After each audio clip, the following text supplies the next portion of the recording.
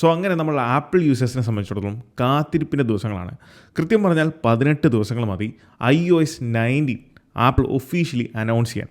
So 18 ദിവസത്തിനുള്ളിൽ ആപ്പിളിൻ്റെ WWDC world wide developer conference apple conduct ചെയ്യാൻ പോവാണ്. അത് സംബന്ധിച്ചുള്ള സകല ഡീറ്റെയിൽസും അതോടൊപ്പം ആപ്പിളിൻ്റെ ഡെവലപ്പേഴ്സ് ആപ്ലിക്കേഷനിലും ആപ്പിൾ ഇപ്പം ഡീറ്റെയിലുകളെല്ലാം കൊടുത്തിട്ടുണ്ട്. ഇതിൽ നിങ്ങൾക്ക് കാണാം ഓൺ ദ ഹൊറൈസൺ എന്ന് പറഞ്ഞ് കൊടുത്തിട്ടുണ്ട്. അതിൽ ടാപ്പ് ചെയ്ത് കഴിഞ്ഞാൽ ഗ്രൂപ്പ് ലാബ്സിനെ പറ്റിയും ആപ്പ് ഡെവലപ്പേഴ്സിന് ആപ്പിൾ എംപ്ലോയീസുമായിട്ടുള്ള ഇൻട്രാക്റ്റീവ് സെഷൻസ് ഇങ്ങനെ ഒരാഴ്ച നീണ്ടു നിൽക്കുന്ന നിരവധി ആക്ടിവിറ്റീസ് ആണ് ഈ ഒരു WWDC ഇവന്റ് ടൈമിൽ നമുക്ക് കാണാൻ സാധിക്കുന്നത്. പക്ഷേ നമ്മളെ സംബന്ധിച്ചോളം ഇതിൻ്റെ ഏറ്റവും വലിയൊരു എക്സൈറ്റ്മെൻറ്റ് ഇരിക്കുന്ന എവിടെയാണെന്ന് വെച്ചാൽ ഈ ഒരു ഇവൻറ്റിന് ശേഷം ആപ്പിൾ ഫസ്റ്റ് ബീറ്റ റിലീസ് ചെയ്യും, iOS 19 ബീറ്റ റിലീസ് ചെയ്യും. അത് നമ്മുടെ ഡിവൈസുകളിൽ ഇൻസ്റ്റാൾ ചെയ്ത് നമുക്കത് എൻജോയ് ചെയ്യാൻ അല്ലെങ്കിൽ ടെസ്റ്റ് ചെയ്യാൻ സാധിക്കും എന്നുള്ളതാണ്. പക്ഷേ കഴിഞ്ഞ വീക്കിൽ ആപ്പിൾ തന്നെ കൺഫേം ചെയ്തിട്ടുള്ള iOS 19 കുറേ പുതിയ ഫീച്ചേഴ്സും iOS 19 വരാൻ പോകുന്ന ഏറ്റവും ലേറ്റസ്റ്റ് ആയിട്ട് നമുക്ക് ലഭിച്ചിട്ടുള്ള പുതിയ ഇൻഫർമേഷൻസുമാണ് ഇന്നത്തെ ഈ ഒരു വീഡിയോയിലൂടെ ഞാൻ നിങ്ങളുമായിട്ട് ഷെയർ ചെയ്യുന്നത്. അതിൽ ഒന്നാമത്തെ കാര്യം എന്ന് പറയുന്നത് നമ്മൾ ഏറ്റവും കൂടുതൽ കാണാൻ ആഗ്രഹിക്കുന്ന ആപ്പിളിൽ നിന്ന് വേണമെന്ന് ആഗ്രഹിക്കുന്ന ഒരു കാര്യമാണ് മറ്റ് ഫീച്ചേഴ്സോ ഫങ്ഷണാലിറ്റീസോ അല്ല, എൻറ്റയർ OSനുള്ള സ്റ്റെബിലിറ്റി എന്ന് പറയുന്നത്. ആപ്പിളിൻ്റെ കഴിഞ്ഞ കുറച്ച് വർഷങ്ങളിലെ മിസ്റ്റേക്കുകളിൽ നിന്ന് ആപ്പിൾ ഒരു പാഠം പഠിച്ചു. ആ പാഠത്തിൽ നിന്ന് ഈ വർഷം ആപ്പിൾ iOS 19 റിലീസ് ചെയ്യുമ്പം OSന് സ്റ്റേബിലിറ്റി കൊണ്ടുവരിക എന്നുള്ളതാണ് ആപ്പിളിൻ്റെ ഫസ്റ്റ് പ്രയോറിറ്റി എന്ന് പറയുന്നത്. 2 ഡിസൈനിൽ വരാൻ പോകുന്ന iOS 19 മാറ്റങ്ങളാണ്.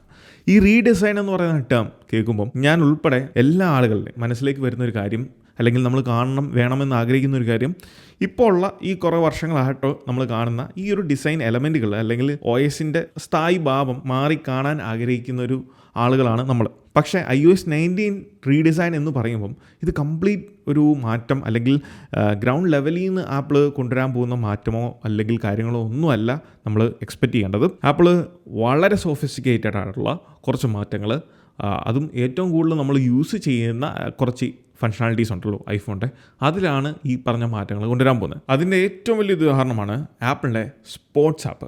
സോ ഈ ഒരു സ്പോർട്സ് ആപ്ലിക്കേഷൻ നിങ്ങൾക്ക് കാണുമ്പം എന്താണ് നമ്മൾ iOS 19 എക്സ്പെക്റ്റ് ചെയ്യേണ്ടത് അല്ലെങ്കിൽ നമ്മൾ പ്രതീക്ഷിക്കുന്നത് എന്നുള്ളതിൻ്റെ ഒരു ചെറിയ ഗ്ലിംസ് നിങ്ങൾക്ക് കാണാൻ സാധിക്കും. ഈ ഒരു ഡിസൈനിലേക്ക് വരുമ്പം മാറ്റങ്ങൾ വന്നേക്കുന്നത് എങ്ങനെയാണെന്ന് കാണാൻ സാധിക്കും. അതിൻ്റെ ബാക്ക്ഗ്രൗണ്ടിലുള്ള കളറുമായിട്ട് അല്ലെങ്കിൽ അതിൻ്റെ ആ ഒരു ബാക്ക്ഗ്രൗണ്ടുമായിട്ട് എങ്ങനെയാണ് ഇൻട്രാക്ട് ചെയ്യുന്നത്, അത് കളർ എങ്ങനെയാണ് അതിനെ വിസിബിൾ ആക്കുന്നതെന്ന് നിങ്ങൾക്ക് കാണാൻ സാധിക്കും. ഇതുമായിട്ട് വളരെ സിമിലാരിറ്റി ഉള്ള കുറച്ച് UI എലമെൻറ്റ് ചേഞ്ചസ് ആണ് നമ്മൾ എക്സ്പെക്ട് ചെയ്യേണ്ടത് അല്ലെങ്കിൽ ആപ്പിൾ കൊണ്ടുവരാൻ പോകുന്നത്. അതിലൊന്നാമത്തെയാണ് ഐക്കൺസ്. സോ ഐക്കൺസിന് ഇപ്പം നിലവിലുള്ള ആ ഒരു ഡിസൈനോടൊപ്പം തന്നെ ആപ്പിൾ ഒരു സർക്കുലർ അല്ലെങ്കിൽ സ്ക്വറിക്കൽ ടൈപ്പിലുള്ള ഒരു ഐക്കൺ ഡിസൈനും കൂടെ ആപ്പിൾ ഇൻറ്റഗ്രേറ്റ് ചെയ്യാൻ പോകുന്നുണ്ട് എന്നാണ് അറിയാൻ സാധിച്ചത്. ഇത് എക്സാക്ട്ലി ഒരു സ്ക്വറിക്കൽ ഡിസൈൻ ആണോ എന്ന് യാതൊരു നിർബന്ധമില്ല. ഇൻ ബിറ്റ്വീൻ ഒരു സർക്കിൾ അല്ലെങ്കിൽ ഇപ്പോൾ ഉള്ള ഐക്കണിന് ഇൻ ബിറ്റ്വീൻ വരുന്ന ഒരു ഡിസൈൻ ആകാം.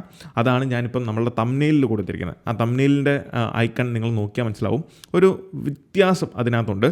അങ്ങനെ ഒരു ഡിസൈൻ ചെയ്യിച്ച് ഐക്കൺസിൽ കൊണ്ടുവരുന്നു. 2 ഇതിൽ തന്നെ ഒരു ഗ്ലാസി എഫക്റ്റ് അല്ലെങ്കിൽ ട്രാൻസ്പെറൻറ്റ് ടൈപ്പിലുള്ള ഒരു ഗ്ലാസി എഫക്റ്റും എലമെൻറ്റ്സ് എന്ന് പറയുമ്പം നിങ്ങളിവിടെ കാണുന്ന പോലത്തെ ടോർച്ചിൻ്റെ ആ ഒരു ക്വിക്ക് ഷോർട്ട് കട്ട്, അതപ്പോൾ മൊബൈൽ ഡാറ്റയുടെ ഷോർട്ട് കട്ട്, ഇതിലൊക്കെ ഈ എലമെൻറ്റുകളിലൊക്കെ ഒരു ഗ്ലാസി എഫക്റ്റ് അല്ലെങ്കിൽ നമുക്കൊരു സീ ത്രൂ എഫക്റ്റുകൾ ആപ്പിൾ കൊണ്ടുവരുന്നുണ്ട്. ഇതോടൊപ്പം നിരന്തരം നമ്മൾ ഇൻട്രാക്ട് ചെയ്യുന്ന കുറച്ച് ഏരിയാസ്, അതായത് നമ്മളെ കീബോർഡിൻ്റെ കീസിൻ്റെ അതിൻ്റെ എലമെൻറ്റ്സുകളിൽ ഡിസൈൻ ചേഞ്ചസ് വരുന്നുണ്ട്.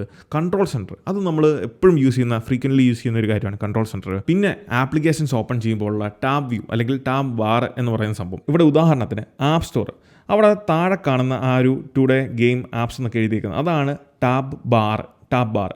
ഈ ടാബ് ബാറിലുള്ള ഈ ഓരോ എലമെൻറ്റുകൾ നിങ്ങൾ ഈ കാണുന്ന ടുഡേ വ്യൂ, ഗെയിം, അങ്ങനെയുള്ളതാണ് ഓരോ എലമെൻറ്റ്സ്. അതിൻ്റെ ഓരോ ഓപ്ഷനിലേക്കും ടാപ്പ് ചെയ്യുമ്പം, ഇപ്പം ഞാനിവിടെ ഗെയിമിലേക്ക് ടാപ്പ് ചെയ്യുമ്പം അടുത്ത ടാബ് വ്യൂ ആണത്, അല്ലെങ്കിൽ ആർക്കേഡിലേക്ക് ടാപ്പ് ചെയ്യുമ്പോൾ അത് അടുത്ത ടാബ് വ്യൂ ആണ്. സോ ഈ ഒരു ടാബ് വ്യൂ ഇപ്പം ഉള്ളത് സ്റ്റാറ്റിക് ആയിട്ടാണ്, അനങ്ങുന്നില്ല, എങ്ങോട്ട് മാറ്റിയാലും അനങ്ങുന്നില്ല. അത് ഫ്ലോട്ടബിൾ ആക്കും. iOS 19 വരുമ്പം യൂസർ ഇൻട്രാക്ട് ചെയ്യുന്ന ആപ്സിൻ്റെ മറ്റുള്ള സേഫ് ഏരിയയിൽ നിന്ന് മാറി ഇതൊരു ഫ്ലോട്ടബിൾ ആയിട്ടുള്ള രീതിയിൽ കൊണ്ടുവരുന്നു എന്നുള്ളതാണ്. ഇതോടൊപ്പം 2 പുതിയ മാറ്റങ്ങൾ, ഹോം ജെസ്റ്റേഴ്സ്, iPhone 10 ഇറങ്ങിയപ്പോൾ മുതലുള്ള അതേ ജെസ്റ്റേഴ്സാണ് നമ്മളിപ്പോഴും ഫോളോ ചെയ്യുന്നത്. സോ അതിൽ കാര്യമായിട്ടുള്ള ഹോം ജെസ്റ്റേഴ്സിൽ കുറച്ച് മാറ്റങ്ങൾ വരുന്നു. അതോടൊപ്പം തന്നെ ഇത് കൊണ്ടുവരുന്നതിൻ്റെ പ്രധാന ഉദ്ദേശം എന്ന് പറയുന്നത് വൺ ഹാൻഡ് യൂസേജ് കുറച്ചും കൂടെ ഒപ്റ്റിമൈസ് ചെയ്യുക എന്നുള്ളതാണ്. ഇതിനോടൊപ്പം ചില കോർ എലമെൻറ്റുകളിൽ, ഇപ്പം ഫോർ എക്സാമ്പിൾ സെറ്റിംഗ്സ് ആപ്പിൻ്റെ ടോഗിൾ ബട്ടൺ അത് ആപ്പിൾ ചേഞ്ച് ചെയ്യുന്നു അല്ലെങ്കിൽ റീഡിസൈൻ ചെയ്യുന്നു. ഈ പറഞ്ഞ കീ ഏരിയാസിനോടൊപ്പം തന്നെ ആപ്പിൾ ഹോം സ്ക്രീനും ലോക്ക് സ്ക്രീനും ഇത് രണ്ടും ഒരുമിച്ച് കിടക്കുന്നതാണ്. സോ അതിലും കുറച്ച് മാറ്റങ്ങൾ കൊണ്ടുവരുന്നുണ്ട്. 3, ഒരു ഐഫോൺ പുതുതായിട്ട് നമ്മൾ വാങ്ങുമ്പം അതിനകത്ത് പ്രീ ഇൻസ്റ്റാൾഡ് ആയിട്ട് വരുന്നതാണ് ആപ്പിളിൻ്റെ ഡിഫോൾട്ട് ആയിട്ടുള്ള ഫസ്റ്റ് പാർട്ടി ആപ്ലിക്കേഷൻസ്. അതിൽ നമുക്കറിയാം മാപ്പ്, ട്രാൻസ്ലേറ്റർ, അല്ലെങ്കിൽ മെസ്സേജസ്, ഇങ്ങനെയുള്ള പല ആപ്ലിക്കേഷൻസ് കാണാൻ സാധിക്കും. അങ്ങനെയുള്ള ഡിഫോൾട്ട് ആപ്ലിക്കേഷനെ നമുക്ക് ഇനി മുതൽ തേർഡ് പാർട്ടി അല്ലെങ്കിൽ യൂസേഴ്സിന് ഇഷ്ടമുള്ള ആപ്ലിക്കേഷനുമായിട്ട് റീപ്ലേസ് ചെയ്യാൻ സാധിക്കുന്ന കുറച്ച് ഓപ്ഷൻ ഇപ്പോൾ നിലവിലുള്ള iOS 18 ഈ ഒരു പരിപാടി ഉണ്ട്. ഓൾറെഡി ഇപ്പോൾ നിലവിലുള്ള iOS 18 നമുക്ക് ഈ ഒരു ഓപ്ഷൻ ഓൾറെഡി എക്സിസ്റ്റിംഗ് ആണ്. 4, നിങ്ങളെ ലോകം മുഴുവനും ചുറ്റി സഞ്ചരിക്കുന്ന ഫ്രീക്വൻ്റ് ആയിട്ട് ട്രാവൽ ചെയ്യുന്ന ഒരു വ്യക്തിയാണ് എന്നുണ്ടെങ്കിൽ നിങ്ങൾക്ക് വരാൻ പോകുന്ന അല്ലെങ്കിൽ ലഭിക്കാൻ പോകുന്ന ഏറ്റവും വലിയ അഡ്വാൻറ്റേജ് ആണ് iOS 19 റിയൽ ടൈം ട്രാൻസ്ലേഷൻ എന്നുള്ളത്. അതിനുവേണ്ടി എയർപോർട്ട്സ് മാത്രം നമ്മൾ ചെയ്തു വെക്കുക.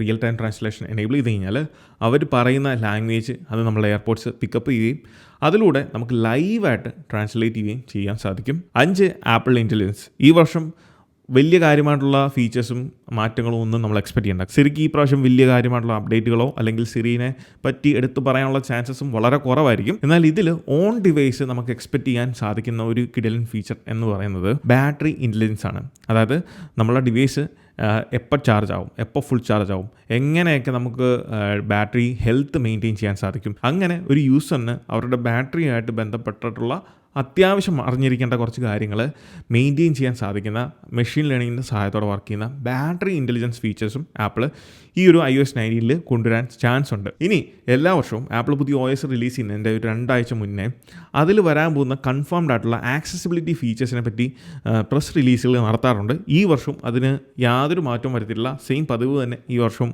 ആപ്പിൾ കണ്ടിന്യൂ ചെയ്തു. സോ iOS 19 വരുന്ന കൺഫേംഡ് ആയിട്ടുള്ള പുതിയ ആക്സസിബിലിറ്റി ഫീച്ചേഴ്സ് ആണ് നോക്കുന്നത്. അതിലൊന്നാമതാണ് ന്യൂട്രീഷൻ ലെവൽസ്. ആപ്പ് സ്റ്റോറിൽ പോയി ഒരു ആപ്ലിക്കേഷൻ ഓപ്പൺ ചെയ്ത് കഴിഞ്ഞാൽ അതിൻ്റെ താഴെയായിട്ട് ആക്സസിബിലിറ്റി എന്ന് പറഞ്ഞ ടാബിൽ നിങ്ങൾക്ക് അതിൻ്റെ ലേബൽസ്, അതായത് ഇതിൽ എന്തൊക്കെ ആക്സസിബിലിറ്റി ഫീച്ചേഴ്സ് സപ്പോർട്ട് ചെയ്യും എന്നുള്ളത് കൊടുത്തിട്ടുണ്ട്. സോ അവിടെ കാണാം overview, large text, dark interface, sufficient contrast, ഇങ്ങനെയുള്ള ക്യാപ്ഷൻ, ഇങ്ങനെയുള്ള പല ഫീച്ചേഴ്സ് സപ്പോർട്ട് ചെയ്യുന്ന ന്യൂട്രീഷൻ ലേബൽസ് ആപ്പിൾ മാർക്ക് ചെയ്യുന്നതായിരിക്കും. 2, macOSൽ വരാൻ പോകുന്ന പുതിയ മാഗ്നിഫയർ ആണ്. പ്രത്യേകിച്ച് ലോ വിഷനുള്ള ആളുകൾക്ക് ഭയങ്കരമായിട്ട് ഉപകാരപ്പെടാൻ പോകുന്നൊരു ഫീച്ചറായിരിക്കും. കാരണം നമ്മുടെ ഐഫോൺ ഉപയോഗിച്ചുകൊണ്ട്, മാക്കിൽ നിങ്ങൾക്ക് ഐഫോൺ ഉപയോഗിച്ചുകൊണ്ട് അങ്ങ് അകലെയുള്ള കാര്യങ്ങൾ പോലും വളരെ കൃത്യമായിട്ടും ഷാർപ്പായിട്ടും ഡീറ്റെയിൽ ആയിട്ടും നിങ്ങൾക്ക് സ്കാൻ ചെയ്ത് അല്ലെങ്കിൽ കാണാൻ സാധിക്കുന്നതാണ് ഈ ഒരു മാഗ്നിഫയർ ഉപയോഗിച്ചുകൊണ്ട്. ഇതിനെപ്പറ്റി ഒരു വീഡിയോ ആപ്പിൾ തന്നെ റിലീസ് ചെയ്തിട്ടുണ്ട്. 3, iOS 19 നോട്ട്സ് ആപ്പിൽ കൊണ്ടുവരാൻ പോകുന്ന ബ്രെയിൽ ഫീച്ചേഴ്സ്. സോ ബ്രെയിൽ നിങ്ങൾ കേട്ടിട്ടുണ്ട്, അന്ധരായിട്ടുള്ള ആളുകൾക്ക് അവരുപയോഗിക്കുന്ന ലെറ്റേഴ്സ് ഏതാണെന്ന് എളുപ്പം മനസ്സിലാക്കാൻ ഉപയോഗിക്കുന്ന ഒരു ലാംഗ്വേജ് ആണ്. സോ ഈ ഒരു ഫംഗ്ഷനാലിറ്റി ആപ്പിൾ നോട്ട്സ് ആപ്പിലേക്ക് ഡയറക്റ്റ് ഇൻറ്റഗ്രേറ്റ് ചെയ്യുന്നതായിരിക്കും. 4, സിസ്റ്റം വൈഡ് റീഡിംഗ് മോഡ്. അതായത് നമുക്ക് സഫാരിയിൽ ഇപ്പം നിലവിൽ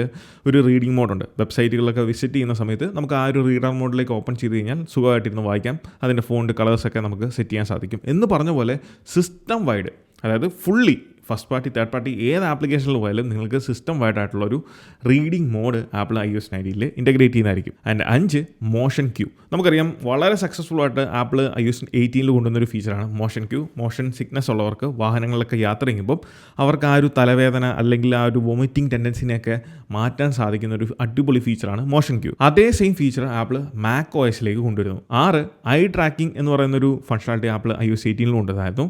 അതിന് ബദലായിട്ട് അല്ലെങ്കിൽ അതിൻ്റെ ഒരു അപ്ഗ്രേഡഡ് രീതിയിൽ ഹെഡ് ട്രാക്കിങ്, നമുക്ക് തല ഉപയോഗിച്ചുകൊണ്ടും അതോടൊപ്പം നമ്മൾ ചിരിക്കുന്നത് ഫേഷ്യലിൻ്റെ എക്സ്പ്രഷൻസ് മാറുന്നതനുസരിച്ച് നമുക്ക് ഡിവൈസ് കൺട്രോൾ ചെയ്യാൻ സാധിക്കുന്ന ഒരു പുതിയ ഫംഗ്ഷനാലിറ്റിയും കൂടെ ആപ്പിൾ iOS 19 ഇൻറ്റഗ്രേറ്റ് ചെയ്യാൻ പോകുന്നു എന്നുള്ളതാണ്. സോ ഇങ്ങനെ യൂസേഴ്സിൻ്റെ ഇഷ്ടം എന്താണ് അല്ലെങ്കിൽ യൂസേഴ്സിൻ്റെ ആവശ്യങ്ങൾ എന്താണ് അത് മനസ്സിലാക്കി ഉപകാരപ്പെടുന്ന കുറേയധികം മാറ്റങ്ങളും ഫീച്ചേഴ്സുമാണ് ആപ്പിൾ iOS 19 അല്ലെങ്കിൽ പുതിയ OS റിലീസിൽ കൊണ്ടുവരാൻ പോകുന്നത്. എന്തായാലും നമുക്ക് കാത്തിരുന്ന് കാണാം. ഞാനും നിങ്ങളെപ്പോലെ തന്നെ എക്സൈറ്റഡ് ആണ്. അടുത്ത ജൂൺ 9 വേണ്ടി കാത്തിരിക്കുകയാണ്. അപ്പോൾ ഇതുപോലത്തെ ഇൻഫർമേറ്റീവ് ആയിട്ടുള്ള ആപ്പിൾ റിലേറ്റഡ് കണ്ടൻസിന് നമ്മുടെ ഇൻസ്റ്റാഗ്രാം പേജും യൂട്യൂബ് ചാനലും മറക്കാതെ നിങ്ങൾ ഫോളോ ചെയ്യുക. So this is Milan. Catch you guys next video. Until then, peace.